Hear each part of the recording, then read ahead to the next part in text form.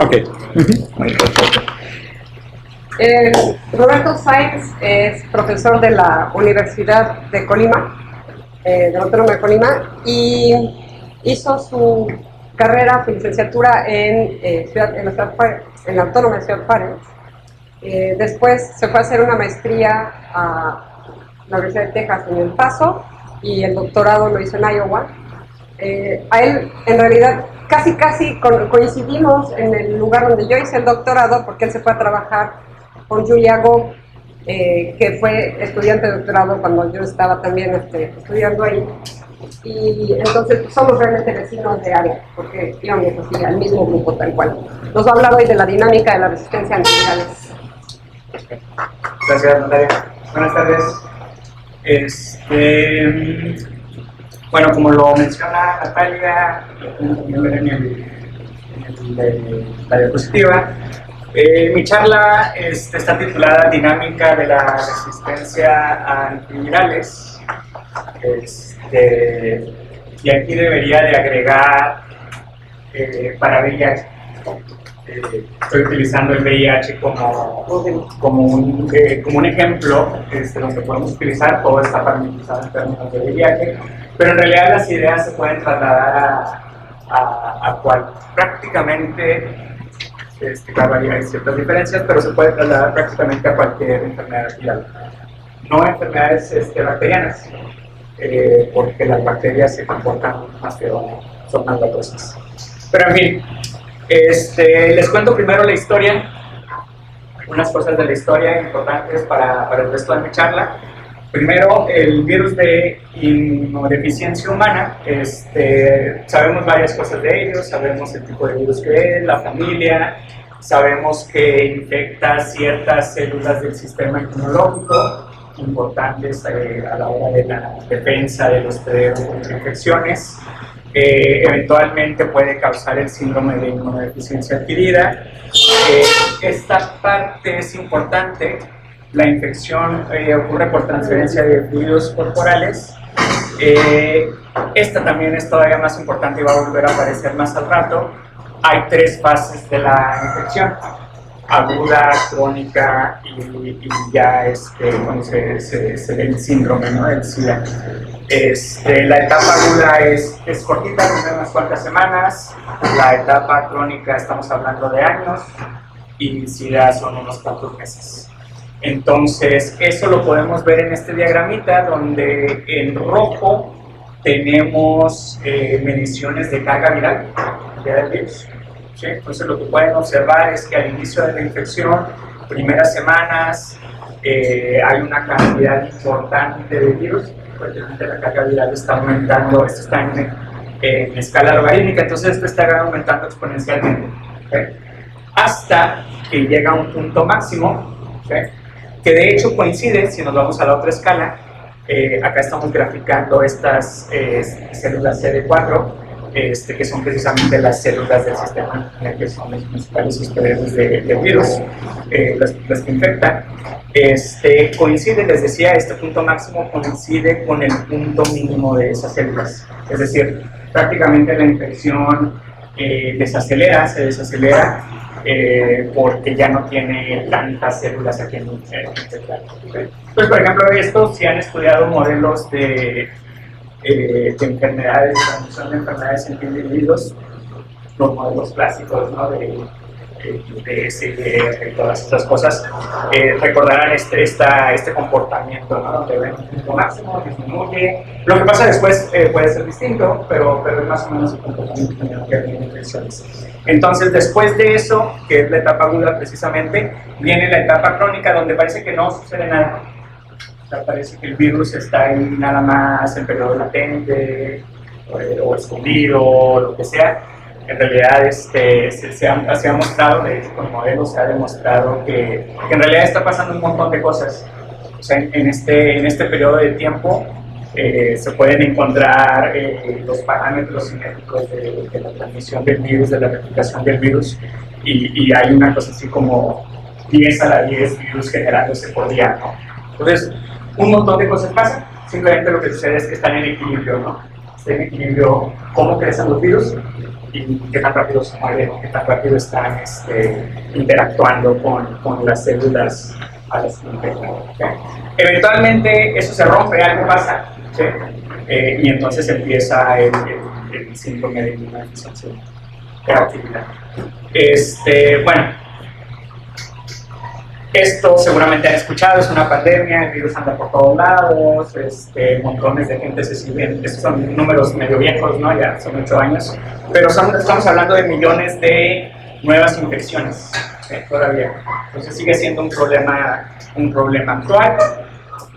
Otra vez, información hasta el 2010, son buenas noticias, la epidemia se está desacelerando y la principal razón tiene que ver con los medicamentos que tenemos para tratar enfermedades, la enfermedad, ¿no?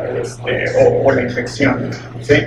Entonces vemos, esto de aquí parece, bueno, son listas de países, ¿no? del mundo con los diferentes porcentajes, las diferentes coberturas que tienen en cada país, o al porcentaje de enfermos que reciben el medicamento, ¿no? Entonces, hay desde los países que logran tratar a más del 80% de los pacientes. Hay otros que pues, están en una situación más precaria, ¿no? México, si no me equivoco, aquí anda entre el 60 y el 80%, ¿no? Entonces, no es ideal, podríamos estar peor con otras cosas, ¿sí? Juntándolo todo, estamos alrededor del 50%, ¿no? de pacientes que reciben tratamiento. Claro, se pueden preguntar en qué consiste la terapia antiviral. Probablemente hayan escuchado que esta terapia antiviral es lo que llaman un cóctel de medicamentos, un cóctel de antivirales, porque junta muchos medicamentos al mismo tiempo. Ahorita voy a hacer más comentarios al respecto.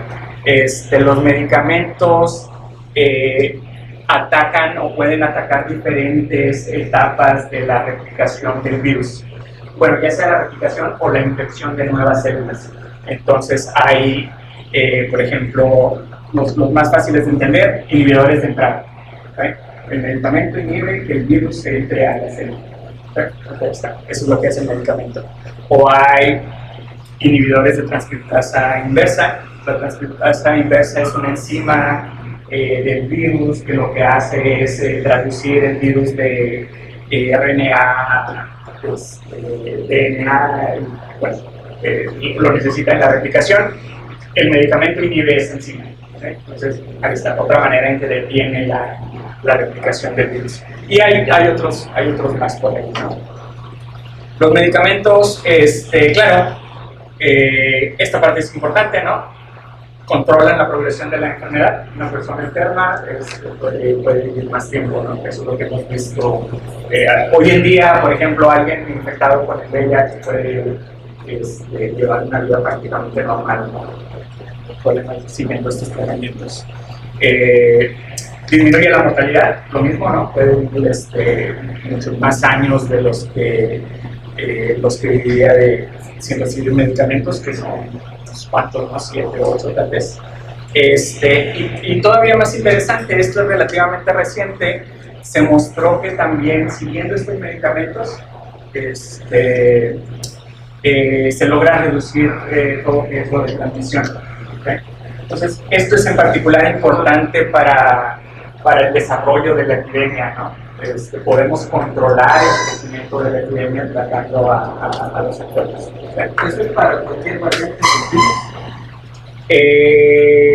no, más adelante lo voy a mencionar. No, esto de que reduce el riesgo de transmisión, si los medicamentos, o si las cepas del virus, que es lo que sí voy a mencionar más adelante, no son resistentes a los medicamentos, entonces sí pasa eso, pero eso es lo que viene enseguida, ¿no? De hecho, si sucede prácticamente, si una de estas cosas no es cierta, todas las demás tampoco funcionan, ¿no? O sea, en pocas palabras, los medicamentos son muy buenos, ¿sí? Los medicamentos sí son muy buenos cuando sirven, ¿no? Cuando no sirven. Ustedes lo entienden, ¿no? Eso va a quedar un poco más claro enseguida, ¿no? Entonces, guías de tratamiento. Estas guías de tratamiento han cambiado según ha avanzado bueno, desde que se identificó el virus de VIH. Hace no mucho tiempo, esto también está un poco desactualizado, se recomendaba comenzar el tratamiento hasta que el sistema inmune bajaba de cierto nivel, ¿sí? De manera más precisa, se contaba el número de estas células del sistema inmune, ¿sí? Y si era mayor a 350 de esas células por milímetro cúbico, entonces no se daba el tratamiento, ¿sí? En cuanto se disminuía esa cantidad, se empezaba a tratar, ¿sí? La idea era que primero se intentaba que darle oportunidad al sistema inmune de la persona que reaccionara, ¿sí? Tratar de evitar medicamentos. Lo segundo es precisamente porque se trataba de evitar los medicamentos y era porque son tóxicos, ¿no? O sea, el hígado se los agradece, ¿no? Pero bueno, ahora no todo es, todo lo que tengo aquí es, o sea, la parte buena, ¿no? Esto es la parte exitosa, ¿no? De los tratamientos, pero llegamos a esta otra parte que nos dice que si observamos fallas virológicas, es decir, el medicamento no sirve, el virus sigue replicándose en aproximadamente 20% de los pacientes que reciben un primer tratamiento, ¿sí? Como les dije, ¿no? Los tratamientos son cócteles de medicamentos, ¿sí? Son combinaciones de medicamentos, hay muchos disponibles, ¿sí? Y entonces pues de ahí se selecciona por lo regular 3, pueden ser más. Entonces, claro, puede haber muchas combinaciones, pero este número, este porcentaje que vemos aquí, incluye nada más ese primer intento que se da al paciente, ¿no? Para detectar la replicación del virus. Y lo que estamos diciendo es que un 20% de ellos falla, y lo que se ha encontrado también es que no necesariamente esto es el culpable, ¿sí? Pero se encuentran cepas que son resistentes al medicamento en la mayoría de ese 20%. ¿Sí? Entonces, es decir, una persona puede recibir el tratamiento, puede que no le funcione, ¿sí? Eso no es lo peor. Lo peor es que dentro de esa persona, ¿sí? Pueden estarse ya replicando cepas que son resistentes al medicamento. Entonces, aquí ya empezamos a hablar de resistencia, vamos a ponernos de acuerdo, ¿no? ¿Qué queremos decir con eso? Y es muy sencillo, ¿sí? Vamos a decir que una cepa del virus o un virus es resistente a un antiviral si tiene la habilidad de seguirse replicando, aun cuando el antiviral esté presente, aun cuando el paciente lo siga recibiendo, ¿sí? Claro, eso no significa necesariamente que se replica a la misma velocidad que antes, ¿sí? En general no pasa, o sea, en general se replica a una velocidad más lenta, ¿sí? O sea, eso lo voy a mencionar después, pero la idea es que esta propiedad o esta habilidad de resistir medicamentos tiene un costo para el virus, ¿sí? Y el costo es que se aplica menos, ¿sí? Aún así es bueno, ¿verdad? Para el virus, desde el punto de vista del virus, para nosotros no, claro, es porque entonces el virus se puede seguir replicando, ¿no? Si no fuera resistente al medicamento, pues su replicación sería cero completamente, ¿no? Entonces cualquier cosa positiva pues, es bueno para el virus. La razón por la que sucede esto es simplemente porque el VIH es un virus pequeño, muy simple, no tiene ningún mecanismo de revisión de cómo están llevándose a cabo esas replicaciones, ¿sí? Hace una réplica del virus, ¿sí? Nunca lo revisas, quedó bien o no, se sigue replicando, y en algunas de esas ocasiones pues van a haber fallas, ¿no? Y esas fallas resultan ser buenas, ¿no?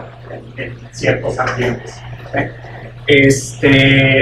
Les comentaba, ¿no? Hace rato, aquí menciono el virus se replica muy rápido, estamos hablando de que se producen como 10 a la 10 partículas de estas en un solo día, ¿no? Entonces eso es muy rápido.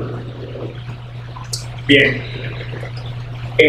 Otra cosa importante que no debemos de olvidar es que, o mejor dicho, que les debo de mencionar, es que aquellos individuos infectados con cepas resistentes pueden transmitir esas cepas resistentes y entonces provocar, si quieren llamarlo así, una subepidemia, ¿no?, del virus que es resistente, ¿sí? Esto, por ejemplo, se ha observado que del 9 al 15% de todos los casos que hay en Europa y Estados Unidos, esos pacientes están infectados con una cepa resistente. ¿Sí? Si se fijan, estos números son relativamente altos, ¿no?, para lo que estamos discutiendo, ¿no? Los porcentajes son más bajos en lugares en donde se utiliza menos medicamento, ¿sabes? Esto nos dice que el medicamento está relacionado, ¿no? La cobertura del medicamento está relacionado con las cepas resistencias, lo cual tiene sentido, ¿no? Porque es prácticamente un proceso de selección natural que nos está pasando. Bien, no voy a hablar prácticamente ningún detalle acerca de cómo se crea la resistencia, pero es tan simple como una mutación en un nucleótido, ¿no?, en la cadena. Así de sencillo, ¿sí? Y de hecho, bueno, eso sí lo voy a mencionar, estoy adelantando, bueno, me recuerdan, las mutaciones o las resistencias son específicas al medicamento.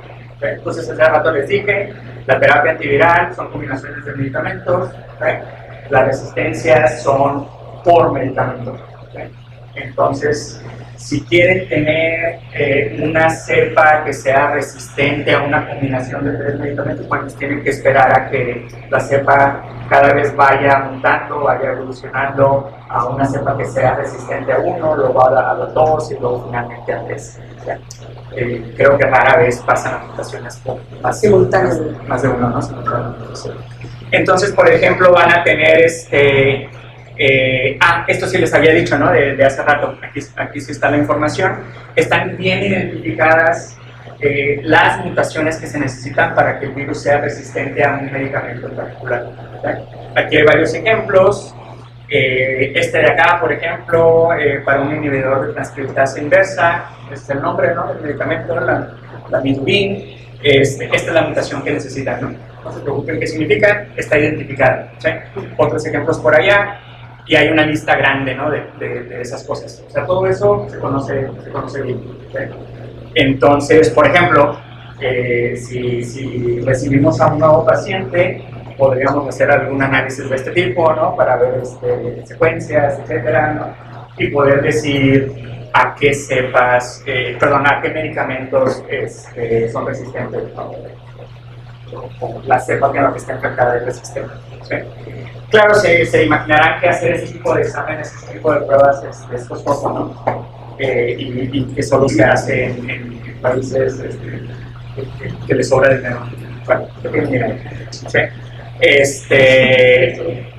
Pero si recuerdan el mapa que les enseñé hace rato, donde había una prevalencia más grande era en países pobres, ¿no?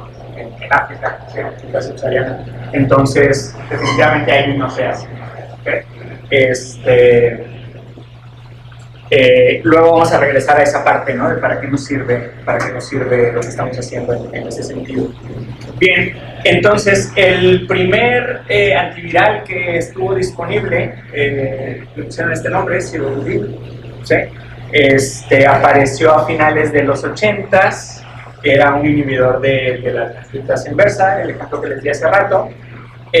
Y parecía que iba a funcionar. ¿Sí? O sea, se probó con varios pacientes, pero el éxito duró un poco, ¿no? O sea, únicamente por los primeros 6 meses se notó una disminución en la carga viral, que son estas rectas que vemos hacia abajo, ¿no? Los puntos son ¿Y eso no es más bien lo que de por sí estás observando? Porque tu gráfica mostraba un pico en la carga viral y después baja solito. No, porque El tratamiento se da mucho tiempo después de la fase aguda. Sí. Es cuando ya se espera que todo esté en estado estacionario. Sí, en general, ese es otro problema. En general es muy difícil identificar a un paciente durante su etapa aguda. ¿Sí? O sea, porque los síntomas se parecen mucho a los de una gripa, ¿no? Cualquier resfriado,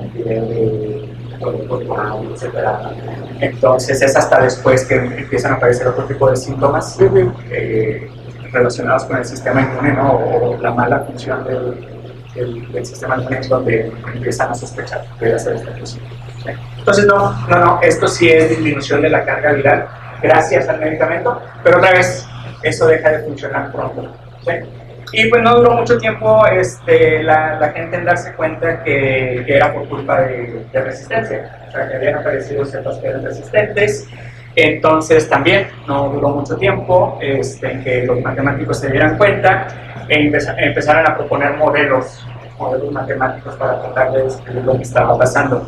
Entonces, desde principios de los 90, ¿no? Aparecieron modelos, de estos modelos simples, ¿no? Otra vez modelos comportamentales, separan la población de células no infectadas, infectadas con la cepa sensible al medicamento y infectadas con la cepa resistente al medicamento, y entonces tratar de describir cuál es la interacción entre todas las partes. ¿Sí? Los modelos siguieron apareciendo, ¿no?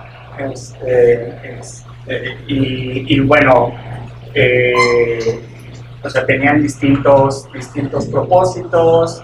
Aquí otros ejemplos donde se quería ver tasas a las que emergen las cepas resistentes, para poder, por ejemplo, comparar preexistencia de cepas contra surgimiento de esas cepas resistentes durante el tratamiento. Las dos posibilidades. De nuevo, ha habido más modelos que han tratado de describir esto. Por ejemplo, ¿qué sucede cuando el medicamento no se sigue como fue recetado? ¿Sí?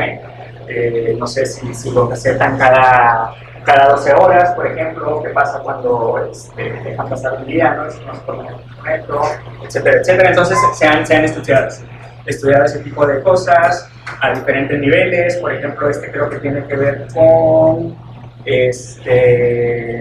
tomando en cuenta también cuál es la vida media del medicamento dentro del individuo, ¿no? Entonces hay varias partes, hay varias consideraciones extras que se han incluido en los modelos. Todo eso se puede hacer. Lo que nosotros en su momento propusimos fue evaluar el efecto de lo que luego se conoce como la mutación hacia atrás. En el contexto en el que estamos, el interés principal es la mutación hacia adelante, es decir, cómo aparecen cepas del virus que son resistentes al medicamento. Pero de la misma manera en que aparecen cepas que son resistentes al medicamento, aparecen cepas que son sensibles al medicamento, ¿no? O sea, la mutación va en las dos direcciones. Es exactamente el mismo mecanismo. ¿Sí? Entonces, considerar eso, el resto es lo que les platicaba hace rato. Tienen células no infectadas, sensibles, resistentes, aparecen virus, sensible, resistente, etcétera, etcétera, ¿no? Acá les mencionaba hace rato que había un costo de adaptación, ¿no? En el fitness, ¿no? El costo del fitness de las cepas resistentes. Si hacen eso, pueden escribir las ecuaciones, son un par de términos extras. Y entonces, lo primero que encuentran es que si incluyen el medicamento, la cepa que va a ser dominante es la que es resistente. Si no incluyen el medicamento, si no reciben terapia del paciente, entonces la cepa dominante va a ser la que no es resistente. ¿Sí? Eso es claro. ¿Sí? Lo interesante, o lo ligeramente más interesante de esto, es que esta idea de la mutación hacia atrás es lo que permite mantener a la cepa que es sensible al medicamento. Es decir, es distinto, ¿sí?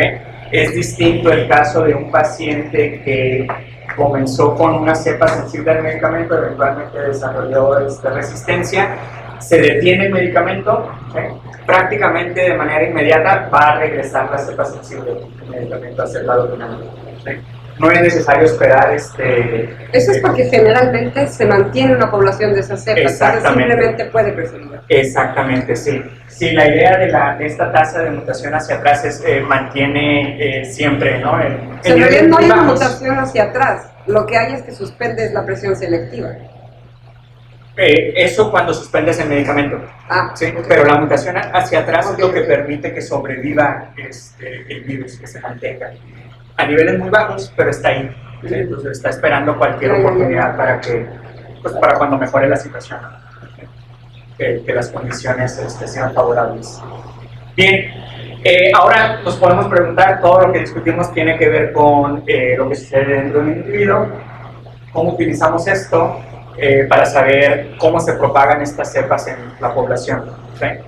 Y entonces, claro, aquí primero varias preguntas que nos podemos hacer, o sea, las razones por las que esto tiene sentido. Podemos preguntarnos por los factores que favorecen la aparición o la prevalencia de estas cepas resistentes en la población. Y podemos preguntarnos también, ya que estamos mezclando lo que sucede dentro del individuo con lo que sucede en la población, ¿qué tan importante es considerarlo? ¿Para qué sirve incluirlo? Entonces, modelo epidemiológico clásico, tienen individuos infectados con el virus, otros que no, y pues se puede dar la infección, idea simple de modelos comportamentales, ¿no? Modelo clásico, ¿sí? Excepto que ahora queremos que la transmisión sea variable, porque queremos que la transmisión de alguna manera, o algo de alguna manera, dependa de lo que sucede dentro del individuo. ¿Sí? Entonces, una manera sencilla de hacerlo, si quieren para comenzar, es considerando una función de transmisión que dependa de cuándo se llevó a cabo la infección, cuándo ocurrió la infección o la edad de la infección. ¿Sí? Entonces pueden escribir el modelo. Esto no es nuevo, esto de hecho apareció junto con los primeros modelos que surgieron para estudiar transmisión de enfermedades, ¿no? Allá en los 30 del siglo pasado, ¿no? No, ¿sí?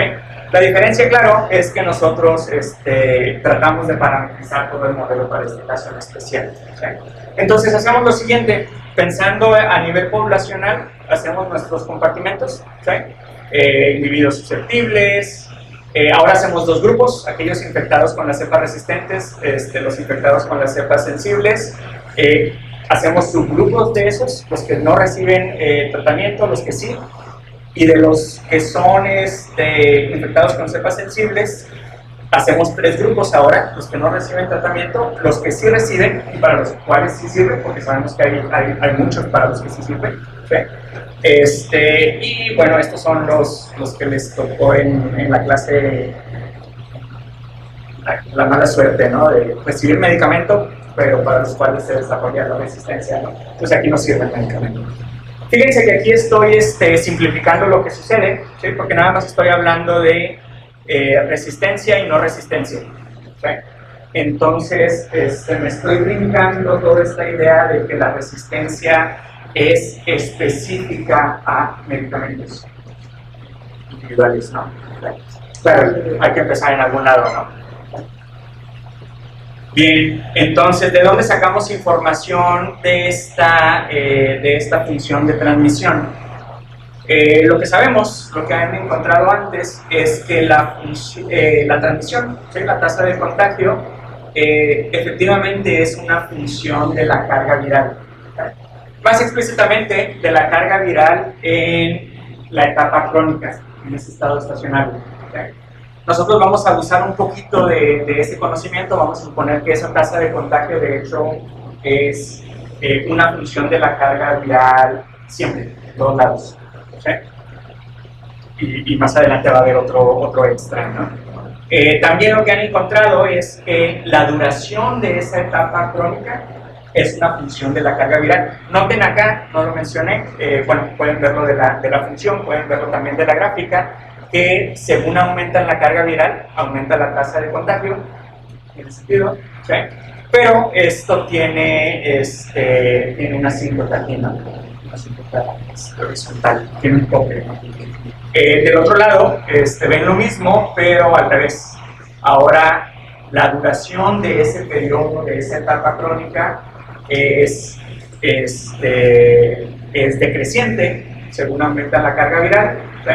Y también tienen estados estacionarios o topes, ¿no? Asíntotas horizontales inacordlados, ¿no? En ambas direcciones. Me sorprende un poquito la impresión que da tu gráfica. Si entiendo bien, son como que los datos y el modelo, ¿no? Ajá. Pero el modelo hace saltitos. No, sí, aquí esta no es la gráfica del modelo. Eso, esto no es debería, estas funciones de sobrevivencia, ¿no? Ah, Que es lo que se utilizó para parametrizar el modelo. Okay. Sí, sí es distinto. Igual, por supuesto me pueden reclamar aquí que esas barras de error son enormes, ¿no? Podrían poner casi cualquier función. ¿Okay? Pero pues estas funciones están muy internas. No, sí, ¿no? O sea, Y tienen bastante sentido, ¿no? Tienen bastante Es un sentido que sentido, estas sí. cosas tengan tope, ¿no? Que la tasa de transmisión, la tasa de contagio no crezca por siempre, ¿no? Bueno, entonces, pues ya podemos mezclar lo que sucede entre la población y lo que sucede dentro de un individuo. Esta es la gráfica que habíamos visto antes. Esto es todo lo que pasa con la infección de las células, que también más o menos lo habíamos platicado antes, ¿sí? Y entonces mezclamos este modelito que les había enseñado y de esa manera vemos, estas son gráficas nada más que también les había enseñado antes en otro formato, ¿no? ¿Qué pasa cuando un paciente se infecta con un virus? No importa el virus, eventualmente el que va a dominar es la cepa sensible, pero si empieza un tratamiento, pues pasa lo contrario, ¿no? Siempre. En el caso de que se desarrolle resistencia, ¿sí? Claro, si no se desarrolla resistencia, lo que esperaríamos cuando hay tratamiento es que esto se vaya prácticamente a hacer. El modelo que tenemos, sí, prácticamente describe que se va a hacer. Bien, otra cosa más, nada más para agregarle un poquito de complejidad, ¿no? Si no tenían suficiente, resulta que aparte de esta dependencia de la tasa de contagio o mejor dicho, la dependencia en el virus de la tasa de contagio, tenemos también que esa tasa de contagio depende de la fase de infección, que no está relacionada con la cantidad de virus, con la carga viral. O sea, demostraron o mostraron en algún momento que esa tasa de contagio es mayor en la etapa aguda. Es unas cuantas semanas, pero es considerablemente más grande que en la tasa, que en la fase crónica, y que también hay un aumento en esta última fase previa a la fase considerada. Entonces, tenemos un aumento al inicio, un aumento al final, que simplemente se lo podemos pegar a lo que habíamos dicho antes, ¿verdad? Y entonces nuestras tasas de transmisión se pueden ver así, ¿no? Al inicio se ve más grande, pero se contagia un poquito, ¿no? O sea, dura muy poco, unas cuantas semanas, y al final vuelve a aumentar, ¿sí? Entonces, lo que vemos, por ejemplo, en estas comparaciones es que en rojo es la tasa de transmisión cuando no hay tratamiento, dura poco, es más grande. Cuando hay tratamiento y hay una cepa resistente, dura más, es un poco más bajo, ¿sí? Y cuando sí hay tratamiento y no hay resistencia, entonces ahí dura lo máximo. Bien, entonces ahora sí se lo pegamos al modelo que habíamos platicado antes, otras consideraciones acerca de cuál cepa es la que se transmite, y entonces observamos cosas primero relativamente simples. Cuando no hay resistencia, aumentan la cobertura del medicamento desde 0 hasta el 100%, pues sí, le cae toda la epidemia, ¿no? Tiene mucho sentido. Al revés, si todos desarrollan resistencia, pues prácticamente el medicamento no hace nada. Lo interesante aparece cuando sí hay resistencia, no todos, por ejemplo el 10%, y vemos cosas como esta. Fíjense que la curva roja, que es cuando se trata a todos los pacientes, está por encima de las otras curvas verdes y amarillas, en donde se trata a la mitad o a 3/4 partes de los pacientes. Bueno, entonces esto lo que nos está diciendo es que de hecho es malo dar medicamentos, ¿no? Lo mismo sucede cuando no hay tratamiento, ¿cómo es? No, bajo tratamiento. Cuando no hay resistencia, Ajá. pero todos empiezan con la cepa resistente, ¿no? Cuando ya hay un buen número, ¿no?, acumulado de resistencia, ¿no?, dentro de la transmisión desde el principio, ¿no? Vemos lo mismo. ¿Okay? Entonces, ¿qué es lo que pasa? Pues prácticamente, esta ya no es la misma gráfica, pero menciona lo mismo de antes.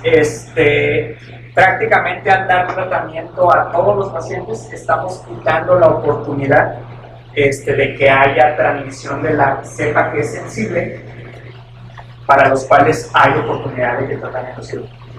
O sea, desde antes estamos echándole la suerte a la persona que recibiría el tratamiento, ¿no? Porque ya todos están infectados con la cepa resistente. Entonces, estamos echando a perder el beneficio que tiene el tratamiento. Ok, un resultado interesante. Ese ya no se lo voy a platicar. Voy a pasar a otra cosa. ¿Sí? Bueno, sigo hablando de lo mismo, pero ahora, ¿qué pasa si incluimos heterogeneidad de la población? ¿Sí? ¿De dónde sale esto? Bueno, hay algunos estudios clínicos por ahí, epidemiológicos, que han tratado de estimar la distribución de la carga viral en pacientes de distintas poblaciones. ¿Sí? Y lo que encuentran es que se ve algo así como esto, ¿no? Estas son dos poblaciones distintas, de lugares distintos. Lo que ven claramente aquí es que pues, o sea, no tienen una distribución. Primero, tienen una distribución, hay heterogeneidad, ¿sí? No es un solo valor el que observan. ¿Sí? Y lo otro es que, bueno, ven claramente algo, pues, con un máximo, ¿no? Con una moda, son unimodales. Pueden observar también que esas distribuciones pueden cambiar según el lugar, ¿no? ¿Qué tan similares serán en términos del momento en el que les tomaron la muestra las dos poblaciones? Porque no sabes si unos están en una fase y otros así, ¿no? Todos estos corresponden a la fase crónica. Ah, ok. Estos sí corresponden a la fase crónica, que igual pudiera no decir tanto porque, o sea, nosotros lo consideramos como constante, pero siempre está variando, ¿no? De todas formas. No tanto, pero sigue variando. En particular para esto no estoy seguro si, por ejemplo, utilizaron promedios de varias observaciones en cierto periodo de tiempo para cada paciente. Tendría que regresar a la referencia para ver exactamente lo que hicieron, ¿no? Pero la idea es que sí hay diferencias considerables dentro de la población, sí hay heterogeneidad. Y por supuesto, esto debe de importar, porque esto es lo que determina la tasa de contagio y la duración de la fase crónica, ¿verdad? Entonces, eso es precisamente lo que hicimos, tratar de evaluar qué tanto importa, ¿no? De qué manera, primero, de qué manera lo podemos describir y luego después qué tanto importa. Para esto, propusimos lo siguiente. Primero, un primer modelo estocástico, basados en estas cadenas de Markov, ideas simple como antes, ¿no? De compartimentos, pero ahora estas cosas que antes eran nuestras tasas dadas de manera determinista, pues pasan de manera estocástica. O sea, puede pasar cualquiera de estos eventos, ya sea que nazca un individuo, que se muera, que se infecte con la cepa sensible o que se infecte con la cepa resistente. Más o menos la misma idea de lo que teníamos antes. Claro, otra vez, esas fuerzas de la infección, esas tasas a las que se contagian, no son constantes. ¿Sí? Para calcular esas, proponemos simular, proponemos estas simulaciones de Monte Carlo. ¿Sí? Y lo que hacemos es que para cada individuo, al momento de que se infecta, al momento de la infección, vamos a calcular, vamos a crear su tasa de contagio. que es funcional, ¿no? O sea, depende del tiempo. ¿Sí? O sea, para cada individuo vamos a tratar de dibujar una cosa de estas. ¿Sí? ¿Cómo? Aquí están los pasos. ¿Sí? Aquí están los pasos. Primero vamos a muestrear cuál es su carga viral de las distribuciones que pusimos antes o de cualquier distribución que nosotros queramos considerar. Después vamos a decidir si va a haber tratamiento o no, y si hay, vamos a decir cuándo. Después vamos a decidir si van a aparecer cepas resistentes, si es así, cuándo. Y finalmente vamos a decir si la cepa que es resistente la va a reemplazar la que no lo es. ¿Sí? Hace rato dijimos que siempre iba a ser dominante la cepa que no fuera resistente si no hay medicamento. Eso es cierto, pero toma un tiempo para que eso pase. ¿Sí? Entonces, eso también lo vamos a simular. Acá vienen los detalles.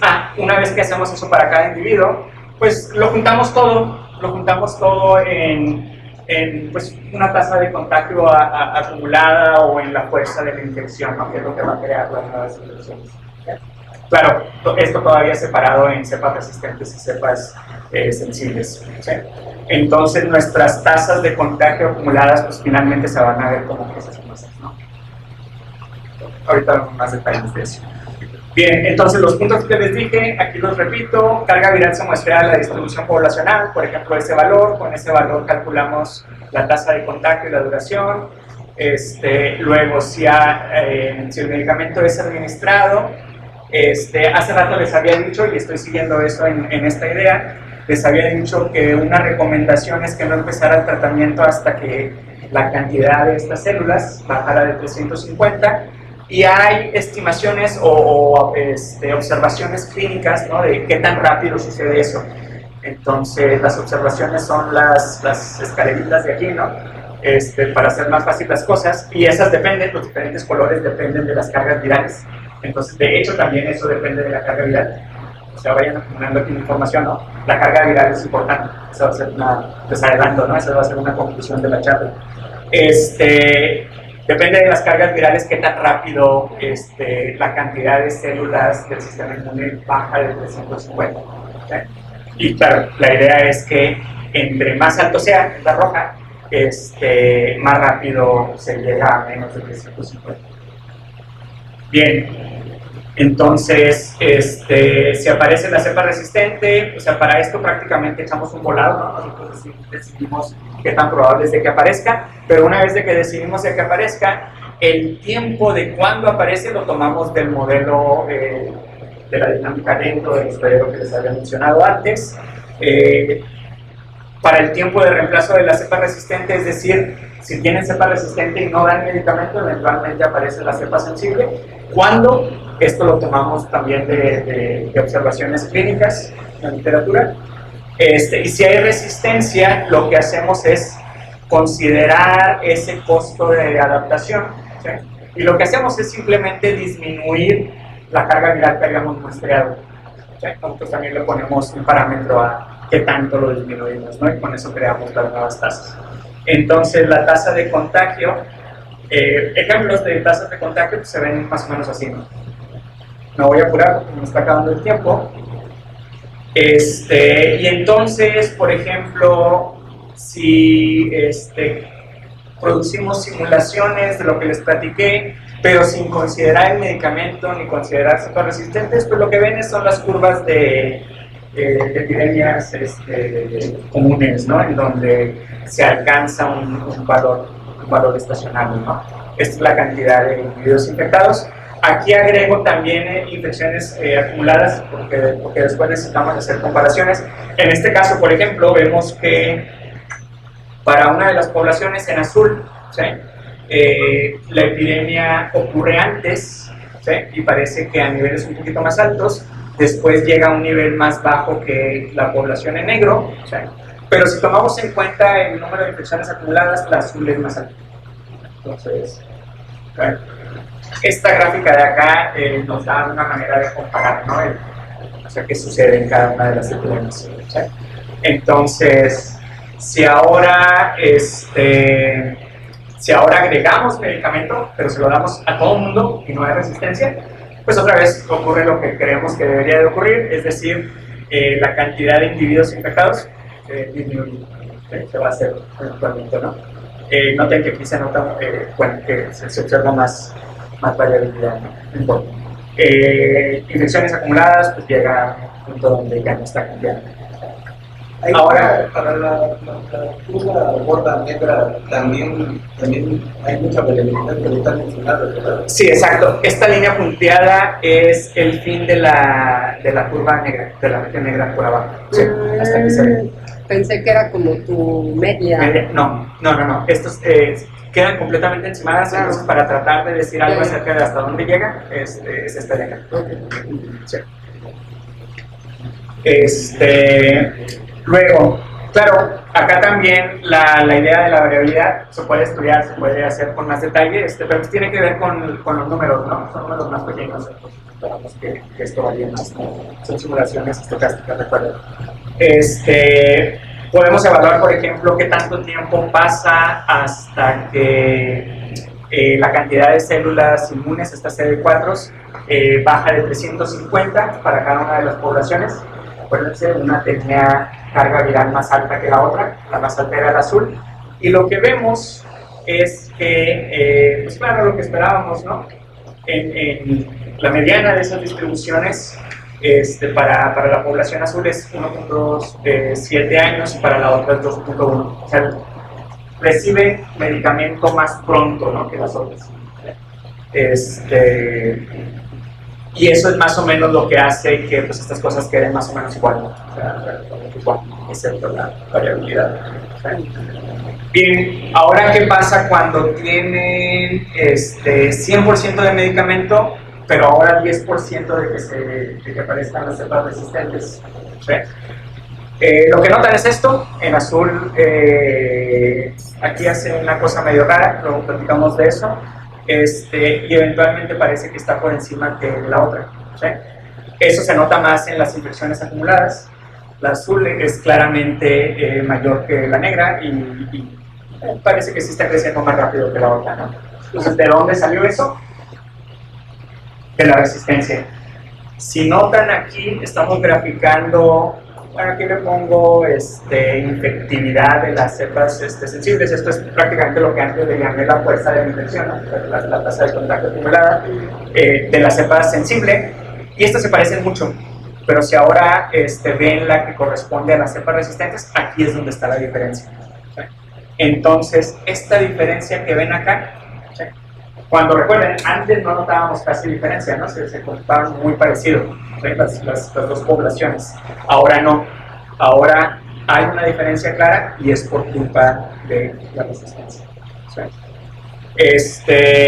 Luego podemos cambiar, por ejemplo, las coberturas, ¿no? El tratamiento, qué porcentaje de la población recibe el medicamento. Aquí otra vez vemos lo de antes.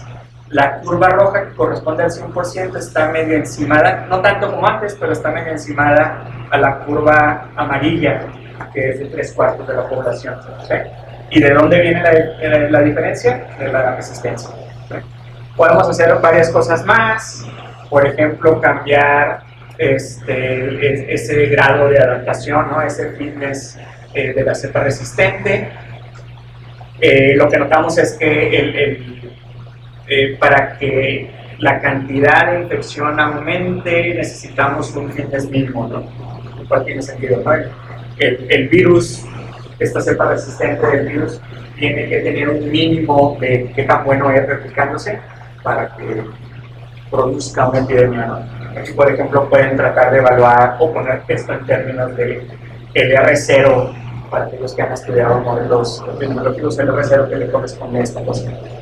Bien, entonces con esto termino. Conclusiones. Este es importante, lo observamos en los dos modelos, ¿sí? Aumentar la cobertura podría aumentar el número de casos, ¿sí? Entonces aquí hay que tener cuidado, ¿no? Desde términos de salud pública, por ejemplo, si hay más recursos disponibles, quizá dar más medicamento no es lo más recomendable. Quizá lo más recomendable es tratar de evitar que se genere resistencia, ¿sí? Por ejemplo, dar un seguimiento a los pacientes para que tomen todas sus dosis, etc. De aquí la carga viral es muy importante. esta me la salto. Finalmente, esta es interesante, ¿sí? Porque prácticamente lo que estamos proponiendo es un enfoque que es relativamente sencillo, pero que se puede extender para estudiar diferentes cosas. Algunas de las que estamos haciendo, otras que están ahí por empezar, tienen que ver con, por ejemplo, lo que observamos de que la epidemia se amplificaba cuando daban un medicamento. ¿Ocurre en otras infecciones? ¿O qué tipo de características debe de tener lo que estamos estudiando para que ocurra?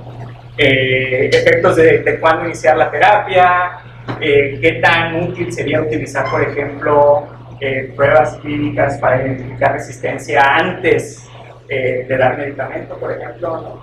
Y evaluaciones de otras medidas. Entonces, con esto termino. Entonces,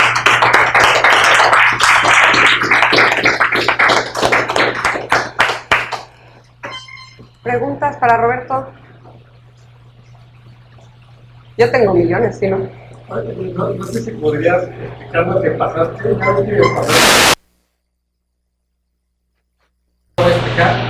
No sé si puede ser como en medio de la. Ah, ¿qué ibas a decir? Sí. ¿Cuál es el nombre de fórmula de control? ajá. Ya. Sí, esta nada más es graficando. Hace rato les mostré esto. Esto es cantidad de infecciones acumuladas con disminución de tiempo. ¿Sí? Acá lo que hago es graficar infecciones acumuladas, que son los colores, como función de cambiar, de variar el riesgo de que aparezca la cepa resistente, que aparezcan resistencias, contra porcentaje o fracción de pacientes que reciben tratamiento, ¿sí? Para diferentes puntos en el tiempo. ¿Sí? Entonces, lo que digo aquí es que podemos ver esto de acá, no, ese no, ¿dónde está? Así, de aquí, donde claro, una está por encima de otra, ¿no? Lo podemos ver, por ejemplo, aquí, ¿no? En cuando estas regiones de un mismo color muestran pues, prácticamente un comportamiento en donde hay un punto máximo. Porque lo que estamos diciendo, si trazamos una recta horizontal aquí, o sea, fijamos el riesgo de que aparezca la cepa resistente, quiere decir que, vamos a decir, aquí a este nivel, un 70% de pacientes que reciben tratamiento, vamos a tener la misma cantidad de infección. Si nos movemos para acá, eso es lo mismo que el 100%. Entonces, aquí vemos ese efecto cada vez que tengamos estos puntos máximos, ¿no? O si lo quieren ver de esa manera, lo podemos ver como valores óptimos, por ejemplo, de cuántos individuos se debe tratar, ¿no? Si la cepa resistente es, como les dije, más o menos en este punto, entonces conviene más darle medicamento como a un 80% de la población, en vez de a un número más grande, un número más pequeño. Eso es lo que indican estas cosas. Una última pregunta, porque ya tenemos que ir a la siguiente.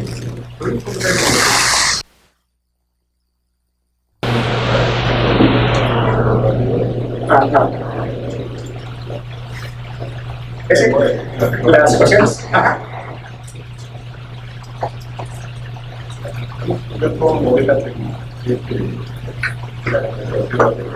La mutación hacia atrás es esta de aquí. O sea, prácticamente lo que estamos diciendo es que puedes entrar a las sensibles. Ajá, exacto. Sí, si se fijan, a ver, vamos a verlo desde aquí. La tasa de cambio de las células susceptibles, eso es demografía nada más, disminuyen por infección con la cepa sensible, ¿sí? Entonces este es el término de la cepa sensible. Esto debería de venir a terminar acá, ¿sí? Pero por culpa de la mutación hacia atrás, puede terminar acá. Y estas son las infectadas con resistencia, ¿sí? Del otro lado, no, perdón, esa es mutación hacia adelante. Sí, esa es mutación hacia adelante, perdón. Esta es infectados con resistencia, ¿sí? Virus resistentes, que deberían de terminar en células resistentes, aquí están, ¿sí? Pero ahora sí, mutación hacia atrás, algunas de ellas terminan en las infectadas con la cepa sensible. ¿Sí? Entonces, aquella parte es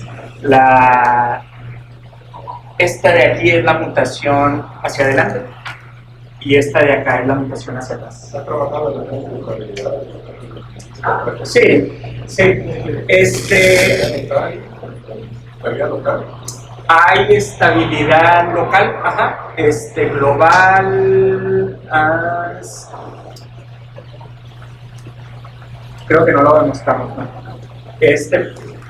Pero en realidad así como está el modelo, o sea, se comporta como esperaríamos que se comportara, no hay nada así muy interesante con las ecuaciones. Es bastante bien portable. No sé si fueron Francisco, Jenny y Mayra una vez pasaron sus presentaciones. Si no están aquí, todos porque venga Francisco.